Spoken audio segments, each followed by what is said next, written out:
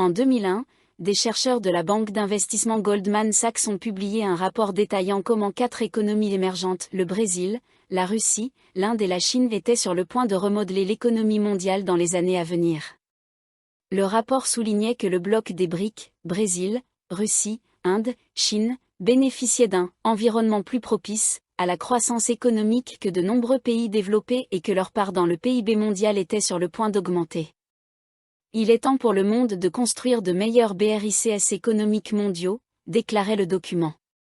Quelques années plus tard, en 2006, les dirigeants des pays BRIC ont officiellement créé le groupe des BRIC, une coalition informelle destinée à aider les gouvernements à coordonner leurs efforts économiques et politiques autour d'objectifs communs. En 2009, le bloc a organisé son premier sommet à Yekaterinbourg, en Russie. L'année suivante, l'Afrique du Sud a rejoint officiellement le groupe, étendant l'acronyme à BRIC. Ces dernières années, le bloc a continué à courtiser de nouveaux membres, le président chinois Xi Jinping ayant déclaré en 2022 que l'ajout de nouvelles économies injecterait une nouvelle vitalité dans la coopération des BRIC et accroîtrait leur représentativité et leur influence. Lors du sommet des BRIC de 2023, le bloc a officiellement invité 6 pays supplémentaires: l'Argentine, l'Égypte, l'Éthiopie, l'Iran, l'Arabie Saoudite et les Émirats Arabes Unis à le rejoindre. L'Argentine a choisi de ne pas adhérer suite à un changement de gouvernement, et l'Arabie Saoudite envisagerait encore son adhésion. D'autres pays, notamment Cuba, la Malaisie, la Thaïlande et la Turquie, sont considérés comme des partenaires des BRIC et ont exprimé leur intérêt pour une future adhésion. La Thaïlande, par exemple, a officiellement rédigé une lettre d'intention cette année, soulignant que rejoindre les BRIC profiterait à la Thaïlande à bien des égards et renforcerait ses perspectives de devenir l'un des décideurs en matière de politique économique internationale. Économie des BRIC. Aujourd'hui, les pays des BRIC abritent environ 3,3 milliards de personnes, soit plus de 40% de la population mondiale. Les économies des BRIC représentent également environ 37,3% du PIB mondial en parité de pouvoir d'achat, PPA. La Chine à elle seule en représente 19,05%, tandis que l'Inde en représente 8,23%, selon le Fonds monétaire international. À titre de comparaison, les États-Unis et l'Union européenne représentent chacun environ 14,5%. De plus, le bloc des BRIC devient un acteur majeur dans le commerce des matières premières. Prenons l'exemple du pétrole, avec l'ajout de l'Iran, des Émirats Arabes Unis et potentiellement de l'Arabie Saoudite, le groupe BRIC pourrait contrôler près de la moitié de la production mondiale de pétrole et représenter environ 35% de la consommation totale de pétrole, selon une analyse de S&P Global. Avec l'Arabie Saoudite à bord, le groupe BRIC deviendrait une puissance incontournable dans le domaine des matières premières, indique le rapport. Les pays des BRIC disposent également d'une large base de consommateurs et d'une importante main-d'œuvre grâce à leur grande population. En 2024, le taux de participation de la main-d'œuvre du bloc s'élevait à 60,6%, soit un total de 1,5 milliard de personnes, selon l'Organisation internationale du travail. Cependant, un écart important entre les sexes persiste, 73,9% pour les hommes contre 47,4% pour les femmes.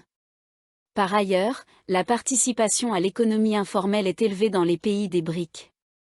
Ces dernières années, environ 934,4 millions de personnes y travaillaient dans le secteur informel, dont la grande majorité en Inde. Le travail informel est omniprésent dans certains BRIC, et les gains de productivité sont liés aux transitions vers la formalité et de meilleures conditions de travail, a déclaré un rapport de l'OIT en 2023. Cette année, le taux de chômage dans les pays des BRIC s'élève à 5,3%, soit 84,7 millions de personnes. Redéfinir le multilatéralisme. Ces dernières années, les pays des BRIC ont intensifié leurs efforts de coopération, s'alignant davantage sur des domaines tels que la sécurité nationale, le développement économique, les échanges culturels et les projets humanitaires. L'expansion des BRIC ouvre également de nouvelles voies pour le multilatéralisme, notamment par la création d'institutions susceptibles de concurrencer les organisations multilatérales existantes comme le G7 et la Banque mondiale. En 2015, par exemple, le bloc BRIC a fondé la Nouvelle Banque de Développement, NDB, une institution multilatérale basée à Shanghai, en Chine. Ces dernières années, la NDB a financé divers projets, allant de l'augmentation de la capacité de transport de gaz naturel liquéfié en Chine à la modernisation des systèmes ferroviaires en Afrique du Sud.